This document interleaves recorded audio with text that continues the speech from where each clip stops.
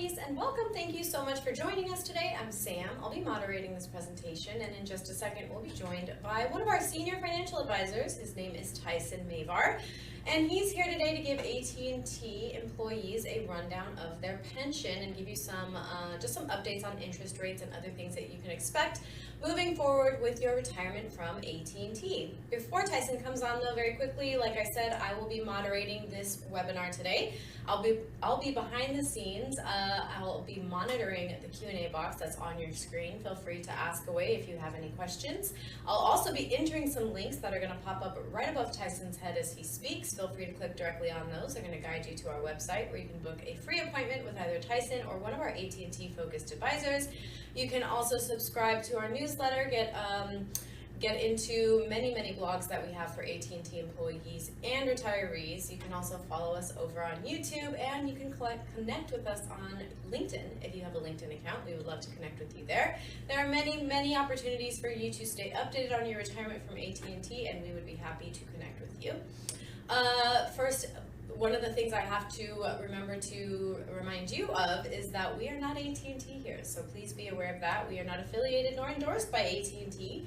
We are a completely independent group of financial advisors, so please keep that in mind as you're listening along. And without further ado, we're going to jump right into it now with Tyson Mavar. Good afternoon, folks. Thanks for attending our webinar series today. My name is Tyson Mavar. I'm a financial advisor with the retirement group of Wealth Enhancement Group.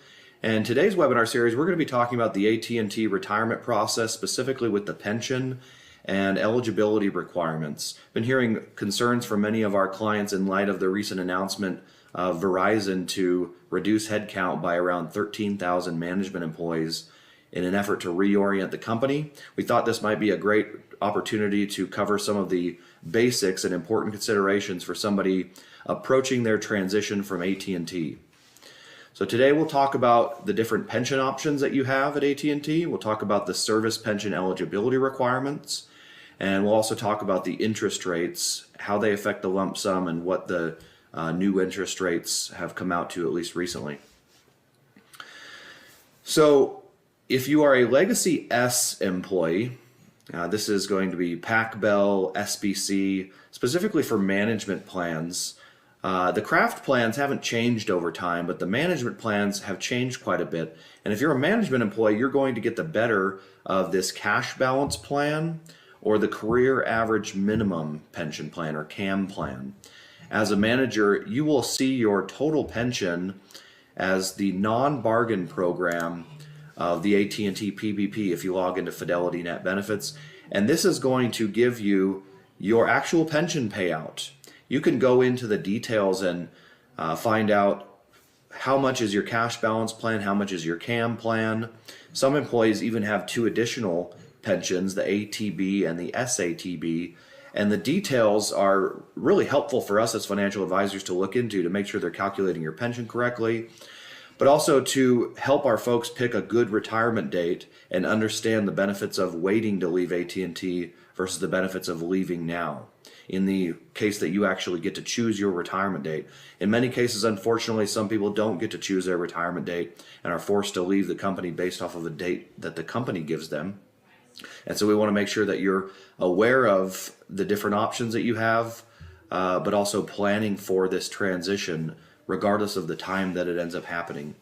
So this CAM plan came out in the early 2000s, and we'll go over the formula of how they calculate this and how it's changed over time in a few slides here. Now, it's also important as a management employee to understand these service pension eligibility requirements, also known as Mod 75. I'll zoom in this slide here a bit so we can see. If you have 30 years of service, you are service pension eligible regardless of your age, but it's also possible to be service pension eligible, or SPE as we call it, with less than 30 years of service if you hit one of these other three milestones. So with 50 years old with at least 25 years of service, 55 years old with at least 20 years of service, or 65 years old with at least 10 years of service. Any of those combinations will allow you to be service pension eligible, and typically when you will see a large increase to your pension, both lump sum and annuity options. Keep in mind, however, you have to meet both the age and service requirements of one of these criteria to be service pension eligible. For example, if you are 52 years old with 23 years of service, you will note that that does add up to 75 points, but you are not service pension eligible in that certain circumstance. So let us know if you're uncertain when you hit this criteria. Everybody's at different age when they hit it, and we'll help you not only figure out when that day is, but also go into the modeling tool and understand the benefits of continuing to work at company, at least from a pension perspective. Now, there's also different impacts on your pension based on both life expectancy and interest rates. Most people know that when interest rates go up, your pension plan is going to go down on at least the defined benefit pension plans. The cash balance works a little bit differently. But the defined benefit plan also is impacted by life expectancy, wherein the older you get, assuming that you hit these age penalty milestones, the older you get, the less the company has to give you in your lump sum because your life expectancy is shorter. And what we'll see in a little bit is when interest rates go up, your lump sum is going to go down, but how much depends on your age and specifically your life expectancy. So here's the teeter-totter that we commonly refer to when we're trying to understand when's the best time to retire from AT&T. When interest rates are falling, most people are seeing an increase to their lump sum. And we'll talk about these interest rates in a minute. Of course, interest rates have gone up quite a bit in the last few years, producing lower lump sum payouts. But this is critical for employees in picking the best time to retire, assuming that you get to choose your retirement date. Keep in mind also, most people do not have to take their pension right away. Many people have the opportunity to defer their lump sum, and this could be an example when we see falling interest rates of a good opportunity to wait to take your pension, because you'll get more lump sum if you don't take it right away. Not everybody has the luxury to do that. If you need the money right away, you might not have that opportunity, but we want to make sure we're walking away with the most money possible from the company to get the highest probability of success with our retirement. So here's those interest rates that I mentioned. It's important to note that AT&T only changes these interest rates once per year, and they do that on January 1st. The interest rates that they use to calculate the pension throughout the year are based on the previous November's corporate bond interest rates, which there are three of. The short, intermediate, and long-term corporate bond interest rates, or they also call that first, second, and third segment interest rates respectively. And the second segment rate by far carries the most weight in this calculation, so this is the rate that we pay the closest attention to when trying to determine the best time either to retire from the company or to commence the pension, if we are in that situation where we're waiting to commence the pension after retirement. So now we know what 2025 retirees who commence their pension this year will receive as a lump sum. Those interest rates are known. And you can see they were lower than 2024. So folks received an increase on the lump sum this year. Right now, interest rates are a mixed bag, at least as far as the data that we have through August of this year. So you can see the second segment rate is slightly higher than where it was last year, which is the rate that we care the most about. Although August interest rates don't actually matter for next year's pension calculations, the November rates that carry the weight. So we want to keep a close eye on what is happening to the interest rates at the end of the year. And unfortunately, the IRS doesn't publish these rates typically until around the 20th of December for the November interest rates. So oftentimes we have a very short window to make a decision to retire, to potentially protect our pension in the event of a rising interest rate market, or know that we can wait to commence our pension and maybe even wait to choose our retirement date in the event where interest rates are flat or are falling. This is why we pay close attention to the rates throughout the year, so we can at least have a good guess at where interest rates are going toward the end of the year, knowing that we won't truly have those interest rates that will affect our pension next year until normally around Christmas time, typically. Now, let's talk about the pension formulas, how they've changed, and some of the important considerations as we're approaching our retirement from a timing perspective.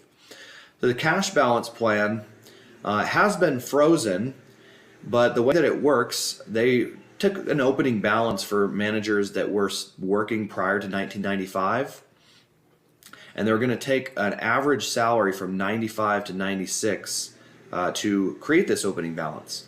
Beyond that time frame, they would add to your pension, your cash balance plan, 5% of future pay credits. This is what was frozen in 2005, so there are no longer pay credits going into this cash balance account. And then continue to credit that with interest rates every year, which is still done, and that's done based off of the 30-year Treasury, which is a higher interest rate than the corporate bond rates that affect the lump sum calculation, and certainly a higher rate than the 10-year Treasury, typically, not always, but typically one of the higher rates because it's based on long-term Treasury bonds. This is what equates to your cash balance plan. And while almost nobody is taking their pension as their cash balance, most people will have a greater CAM benefit formula than the cash balance, which is the pension you'll get. The relevance of this cash balance account is in calculating, based on something called the $400 rule, what your partial lump sum is. For managers that have a partial lump sum, which is most managers, you'll see a partial lump sum with residual annuity, where you're basically taking a hybrid between the full lump sum and full annuity. And the way they calculate that is based off of this cash balance account, which is why they still keep track of this account.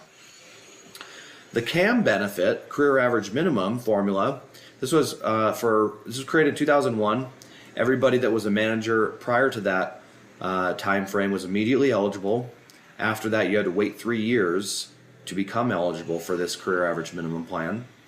And for most managers, at least the Legacy S managers, this is going to be your highest and best pension payout, which is what you will see when you run a pension calculation in the net benefit side in Fidelity. So this formula has changed many times over the years, so let's go through it. They took an average pension compensation from 1995 to 1999 and then multiplied that by your years of service, or what they used to call NCS, net credited service, up to 1999, and then added on all your what they call total pension compensation after 1999 to equate to something called your adjusted career income. Beyond that, they are going to multiply it by 1.6% for all of your years of service up to the end of 2021, and then multiply it by 1% for all of your years of service after 2021. This was with the changes that came at the end of 2021 to be more competitive in the industry is how they sold it, but essentially reduce the growth rate of the career average minimum plan. They did the same thing to the Legacy T management pension plan, just in a different way. But this is resulting in a slower growth rate for retirees and less of an incentive to continue working at the company for those that have better alternatives, whether it's retirement or working a different job outside of AT&T. Now, age penalties are a big factor with this career average minimum plan. If you are service pension eligible and over service pension eligible and over age 55, you do not have age penalties. If you are mod 75, you are going to go on what they call Table A, where the penalties aren't quite as severe. And if you are not mod 75, the penalties are very severe, going on to what they call Table B.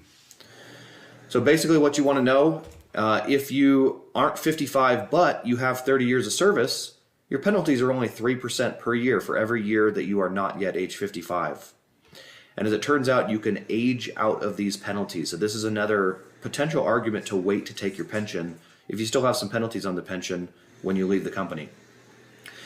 If you're mod 75, not age 55, nor 30 years of service, your penalties are going to be 6% per year for every year under age 55 that you had left the company and took your pension. If you're not mod 75, the penalties are quite severe. For example, if you are 54 years old and you leave with 20 years of service, that person was only 1 year away from being service pension eligible and mod 75, but they would walk away with potentially 60% penalties on their pension. So very important consideration for when you leave the company, if you have the choice to stay until that Mod 75 date, and very important to know when you hit that date so you can start to plan around, in many cases at least, making it past your Mod 75 date. Now, there's many forms of payments, and depending on which pension plan you are on, that will define which pension options you have. The lump sum is very attractive for a lot of people that want the flexibility of being able to leave money to their kids, leave a more flexible death benefit to their spouse, invest those funds, potentially producing a better fixed income for themselves than the annuity might be able to provide, giving them more tax efficient options with flexibility of when to pull funds out, which are of course taxable when they come from the pension.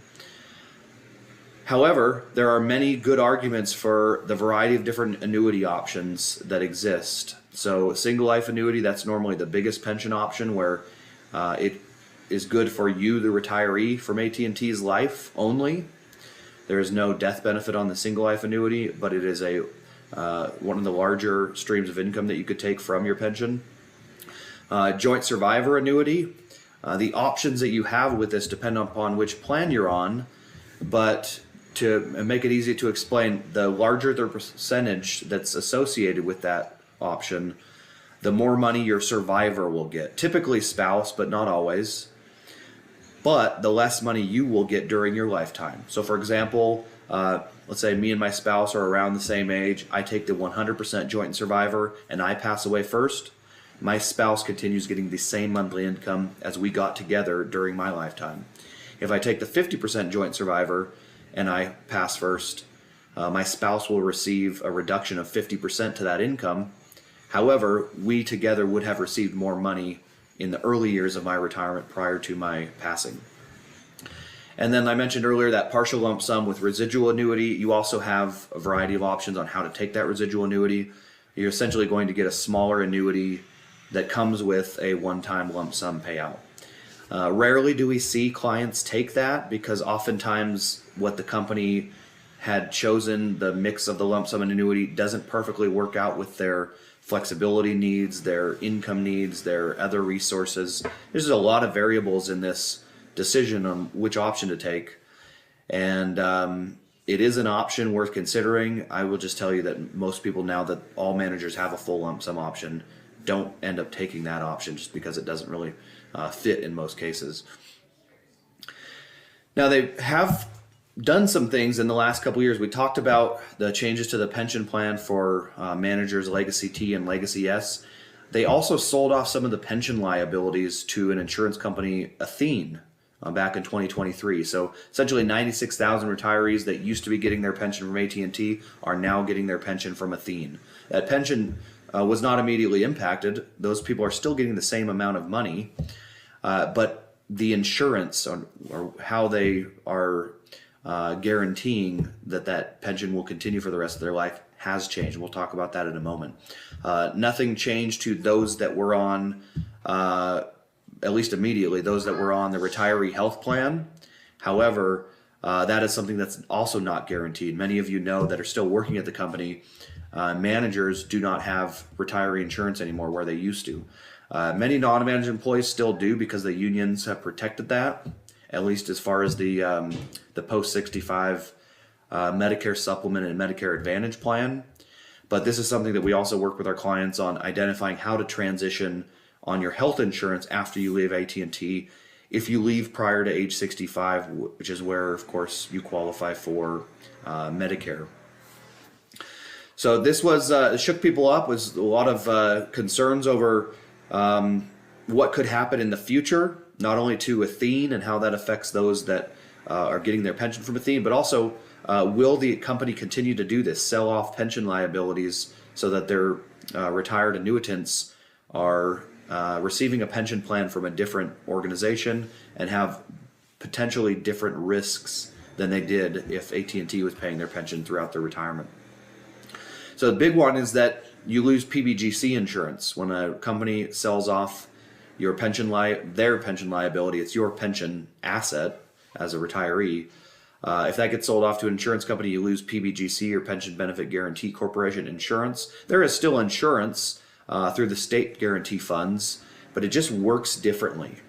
And the concerns that we hear is that most people want to have more control over that rather than lose control and be to the whims of the company's balance sheet decision-making process on whether or not they're going to continue paying that pension or sell it off to an insurance company. Others aren't as concerned about this. As long as the money stays the same, we're okay with an insurance company paying our insurance as long as it's a good insurance company. I suppose that wouldn't be as big of a concern. But there is uncertainty with that. And what I hear from most of our clients is that I would just rather have control over that. And that is what the lump sum does offer. You could still take the lump sum and purchase your own annuity from an insurance company that you choose with different potential benefits and potential detriments. That is something that we also review with folks before they're making their decision on how to take their pension. Are there other annuities that might suit your cash flow needs, your death benefit needs, your flexibility needs, your tax bracket status? A lot of different variables in there, and it's worth spending some time on before you're forced to make this decision on how to take your pension. Now, unfortunately, I've been working with the retirement group and AT&T employees for over 15 years in these retirement decisions. What I found, and this is what the statistics show, is about 3/4 of Americans over the age of 50 don't have a written plan for their retirement. Far too commonly, people will come to us the month they get their surplus notice, or the year they decide to retire, or the year that they have a health concern that really forces them into retirement or forces them into a different job, or when the company makes them move and they have to leave the company to avoid having to move their location, their residence. Don't wait until you're forced to make a decision, folks, because inevitably you'll be making one of the biggest decisions of your life under duress, which is where we've seen a lot of mistakes made. How to choose your pension, the timing, making a mistake on your rollover, overpaying on taxes. Put the plan together ahead of time to reduce your stress when you inevitably go through this transition process. We do this for you on a complimentary basis. We offer, whether or not you're a client of ours, to put together a retirement cash flow analysis to help you understand what decisions are likely going to be in your long-term financial best interests, and compare a lot of different decisions, such as how to take your pension, the timing on electing your lump sum, how much to put in your 401k plan, how to invest your 401k, whether or not you should consider an in-service rollover prior to retirement, where you move money from your 401k to an outside investment account that may have more options. There's a lot of ways that we can help you folks, and we don't expect you to become clients if you would like to spend some time with us. All we ask is that if you find value in the exercises and the time that we spend with you, maybe to help us grow our business by recommending some of your coworkers talk to us, or join our seminars, or come to these webinars so that we can help them hopefully as well. Get a second opinion. If you're already working with an advisor, maybe you're doing everything on your own, it doesn't hurt to get a second opinion. I tell my clients it doesn't hurt to talk to another company. Worst case, you'll verify that we are the best fit for your advisory firm. Best case, you learn some things, and we're pretty confident that we do have a good value proposition. These decisions are so important, it just makes sense to spend time on deciding on how to administer your benefits, on who to work with, how to invest this money. It's just too important not to spend time. And some of the things that people have told us that they like about working with us is that we have a lot of clients from AT&T. We've seen probably every mistake in the book made, and we believe that we're qualified to help you avoid them. And we have a good track record. Over 30 years, my experience has been 15, but over 30 years, the retirement group has been helping people transition from AT&T into retirement, and we believe we can help you as well if you're willing to spend a few minutes with us. So with that, we're going to wrap it up for today's webinar series. If you have interest in meeting with myself or one of my colleagues that understands the AT&T benefits, if you just have a couple quick questions, you can email us at info@theretirementgroup.com. You can call us at 800-900-5867, or you can even take a picture of the QR code on the left for a meeting to get onto one of our calendars, or the QR code on the right just to peruse some of the different webinars and series that we've done, some specific to the AT&T benefits, others generic to estate planning, tax planning, investment strategies for retirees. We're here to help, folks, so let us know how we can help, and we appreciate the opportunity to serve you in your retirement planning journey. With that, we'll wrap it up for today. Thank you all so much for attending our webinar today. Everybody have a good, safe rest of your week.